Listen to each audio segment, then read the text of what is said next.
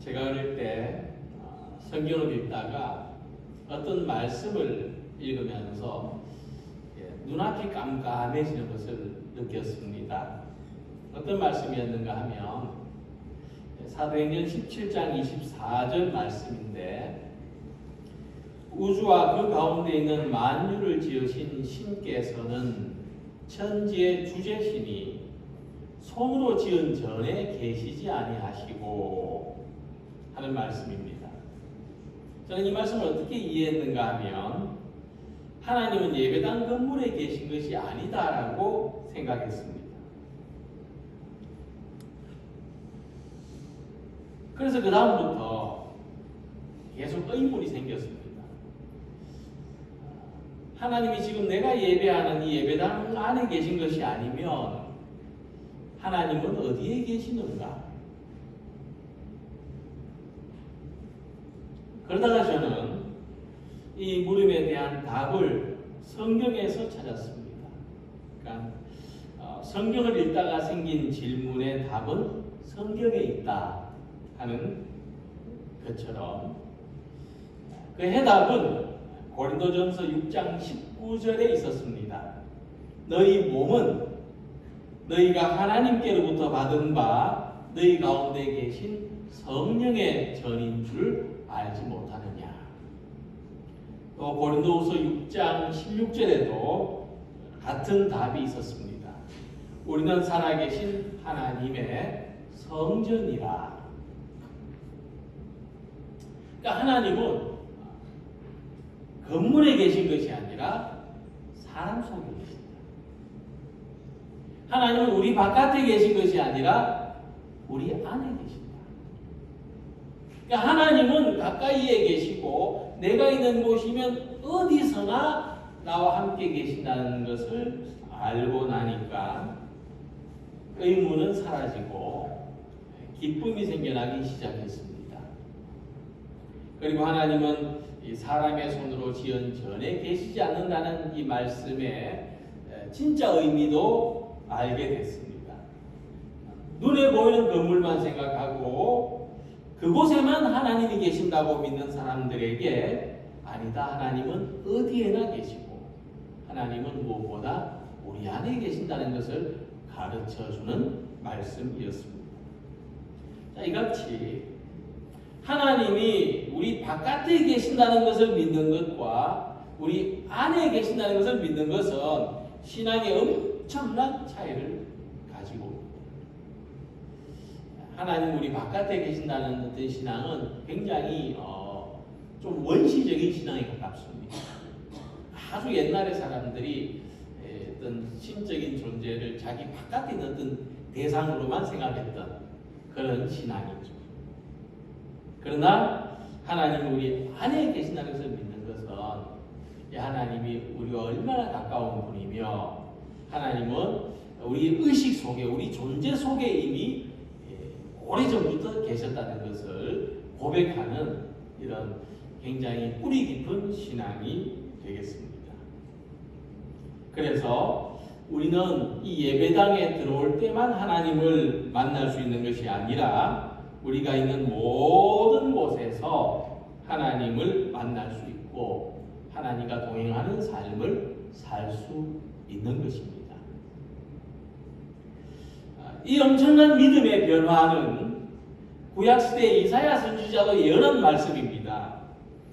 보라, 처녀가 잉태하여 아들을 낳을 것이요 그의 이름은 임마누엘이라 하리라 하셨으니 이를 번역한즉 하나님이 우리와 함께 계시다 함이라.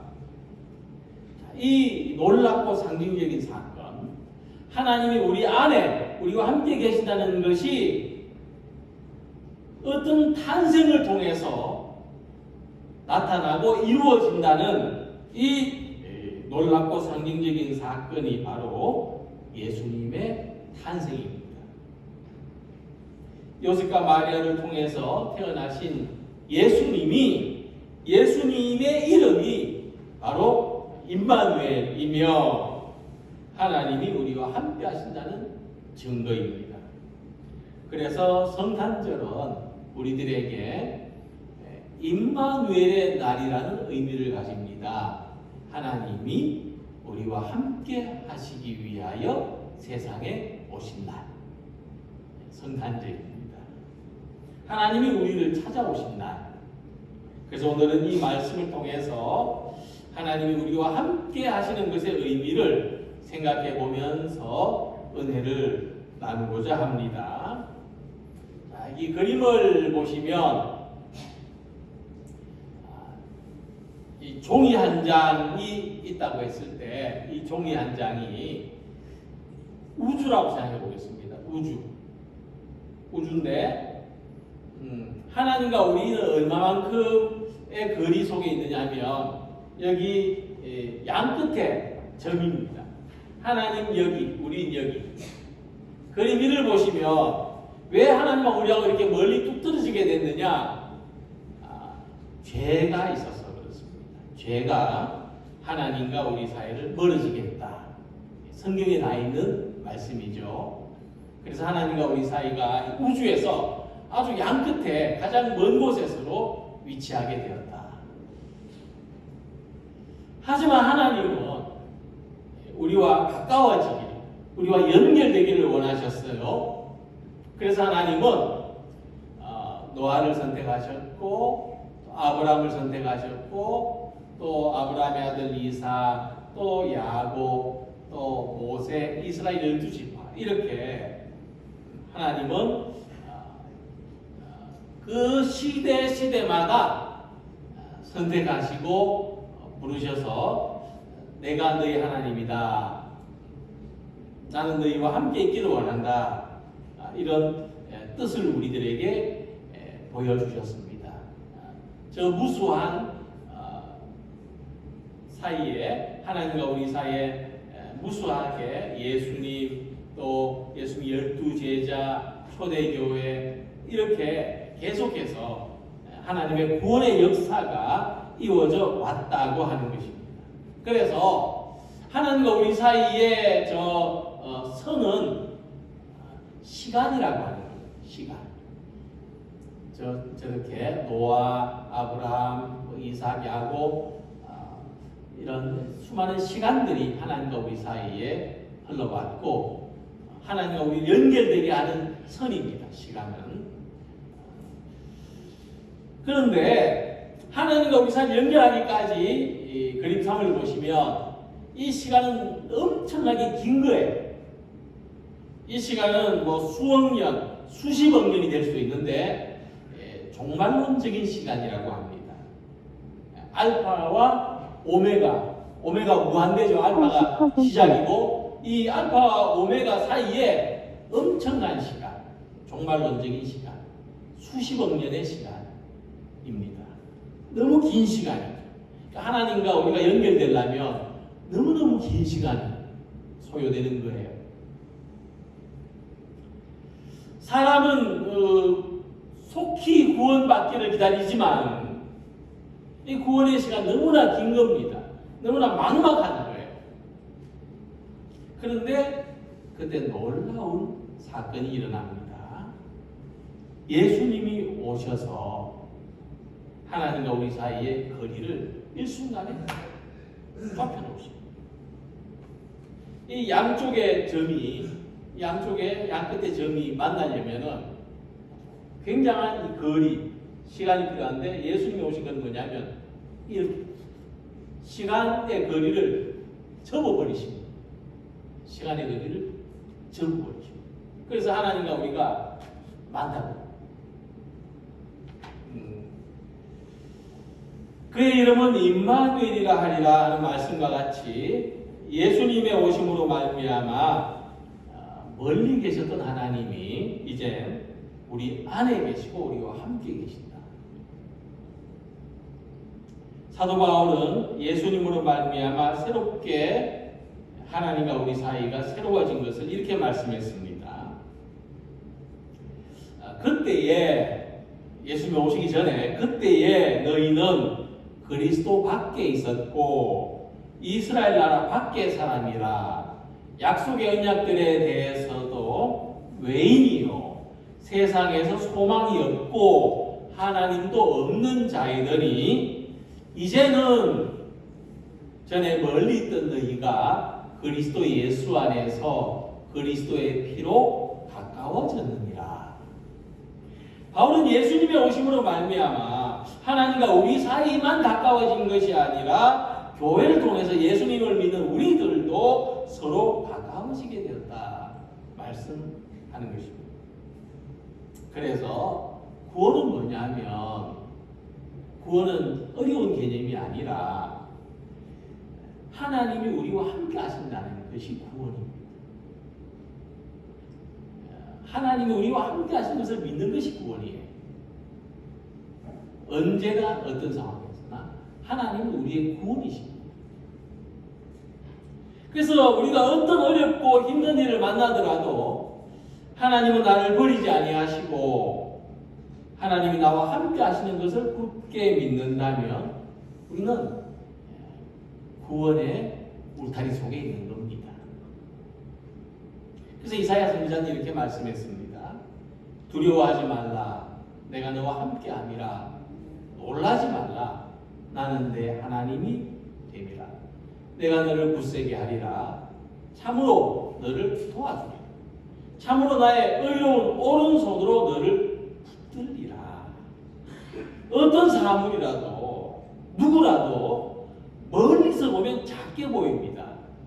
그러나 가까이서 보면 크게 보입니다. 하나님의 구원도 이와 같습니다. 오늘 우리들에게 하나님의 은혜와 능력이 하나님의 사랑이 작게 보인다면 우리는 하나님과 멀리 떨어져 있기 때문입니다. 그러나 하나님을 가까이 하면 우리를 도우시고 굳세게 하시는 하나님이 크게 보이고 언제나 함께 하시는 것을 경험할 수가 있습니다. 그러므로 우리에게 찾아오신 하나님, 성탄하신 하나님, 이 하나님을 가까이 하여서 그 능력의 크심과 우리에게 향하신 은혜와 사랑의 크심을 알고 구원의 울타리 안에서 살아가는 우리 모두가 되시기를 소망합니다. 요셉은 마리아와 약혼을 한 관계였는데 아직 함께 살기 전에 마리아가 잉태한 것을 알게 됐습니다. 근데 아직까지는 이것이 성령으로 잉태된 것, 하나님의 특별한 은혜의 선물이라는 것을 알지 못했기 때문에 어떻게 했느냐 하면 사람들한테 드러내지 않고 다르게 말하면 사람들이 알기 전에 마리아와의 관계를 가만히 끊으려고 했다.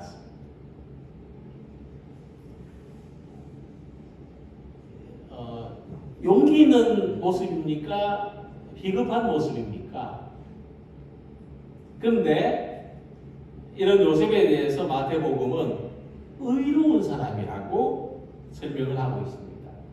그 남편 요셉은 의로운 사람이라 그를 드러내지 아니하고 가만히 끊고자 하였다. 다시 말해서 요셉은 마리아가 성령으로 잉태된 것을 모르는 상황에서도 마리아를 보호해 주려고 했다는 이야기입니다. 요셉의 모습은 마리아만 보호하는 것이 아니라 마리아가 잉태한 예수님을 보호하는 것이고 임마누엘로 세상에 오실 하나님을 지켜드리는 일을 한 것이었다.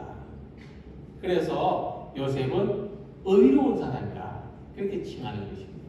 언뜻 보기에는 비겁해 보이지만은 그것은 비겁한 것이 아니라 요셉이 예수님을 보호하기 위해서 마리아를 보호하기 위해서 취한 행동이었다. 그래서 어떤 사람이 한 행동을 의롭다 또는 의롭지 않다고 판단할 수 있는 것은 시간이 좀 지나야 올바르게 알 수가 있습니다.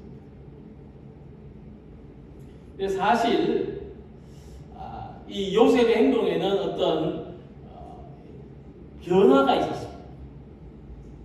처음에 요셉은 마리아가 잉태했다는 사실을 알았을 때 이 엄청난 일을 어떻게 받아들일 것인지를 생각했다고 했습니다.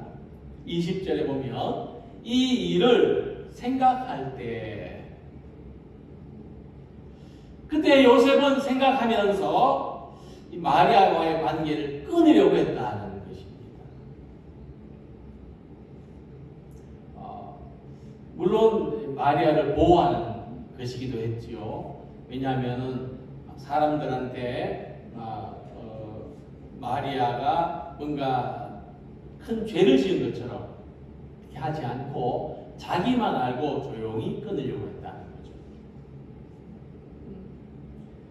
근데 이것은 이 복잡한 일에 휘말리지 않고 도피하려는 모습이기도 했다는 겁니다.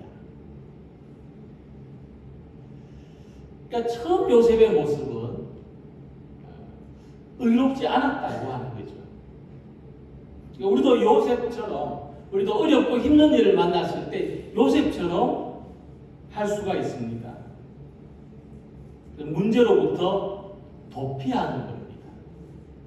어떤 힘들고 어려운 일이 내 앞에 있을 때 도망치는 거죠. 또는 주님 앞에 왜 접니까 하고 원망할 수 있고 항의할 수 있는 것입니다. 근데 많은 사람들을 보면 도망쳐야 될 것 앞에서는 붙잡혀 살고 도망치지 말아야 될 것에 대해서는 도피하는 모습을 보입니다. 하나님은 이스라엘 백성들을 애굽에서 도망쳐 나오게 하셨습니다. 근데 이스라엘 백성들은 애굽에 계속 살고자 했죠. 심지어 광야에서 이스라엘 백성들은 도망가려고 했습니다. 그들은 어디로 도망가려고 했습니까? 애굽으로 도망가려고 했습니다. 자, 이같이 우리는 하나님께서 주시는 자유의 책임으로부터 도피하려고 하는 성향이 있다는 것을 발견할 수가 있습니다. 본문의 요셉도 도피하려는 선택을 하려고 했습니다. 요셉은 앞으로 자기가 감당해야 될 일이 두려웠기 때문입니다. 그러나 이 요셉의 마음과 행동을 바꾼 결정적인 동기가 천사가 지난 말씀 가운데 있는데 바로 임마누엘입니다. 요셉이 마음을 바꾼 것은 하나님이 우리와 함께 하신다는 약속의 말씀을 들었기 때문입니다.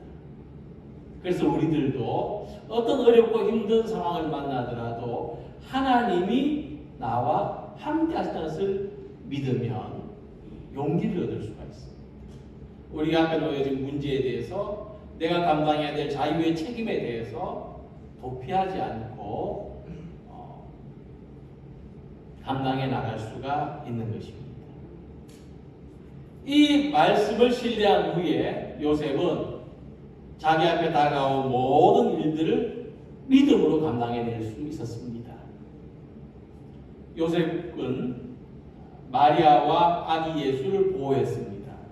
가족을 지켰고 거룩한 탄생을 지켜냈고 교회를 보호한 사람이 되었습니다. 이 요셉의 의로운 행동은 어떤 어려움 속에서도 하나님은 우리와 함께 계신다는 믿음이 있었기 때문입니다. 그래서 임마누엘의 하나님을 믿는 사람은 두려움 속에서도 믿음으로 나아갈 수가 있습니다. 본문의 요셉처럼 우리의 삶을 둘러싼 모든 두려움 가운데서도 신앙에서 도피하지 말고 임마누엘의 하나님을 믿으며 믿음의 삶으로 나아가는 우리 모두가 되시기를 소망합니다. 그리고 요셉과 마리아는 고난 속에서도 메시아를 기다렸던 당시 이스라엘의 평범한 사람들 가운데 하나였습니다. 물론 그들도 메시아를 기다렸던 사람들이라는 것이죠. 누가복음을 보면은 이 메시아를 기다렸던 많은 사람들이 나타나고 있는데 세례 요한의 부모 사가랴와 엘리사벳 그리고 들에서 양을 치던 목자들, 또 성전에서 아기 예수님을 만났던 선지자 시몬과 안나, 이 사람들 모두가 메시아가 오시기를 기다렸던 사람들이었습니다. 심지어 이 시몬은 아기 예수를 만난 후에 이제 내가 다 이루었다. 내가 이제 눈을 감아도 한이 없다. 이렇게 말할 만큼 그 평생 메시아를 기다렸던 모습을 보여주고 있습니다. 그런데 그 기다림이 어떻게 이루어졌느냐? 요셉과 마리아를 통해서 이루어졌다는 겁니다. 그들은 메시아를 기다리는 삶에서 메시아가 오시는 것을 완성하는 삶을 살게 됐다는 말씀입니다.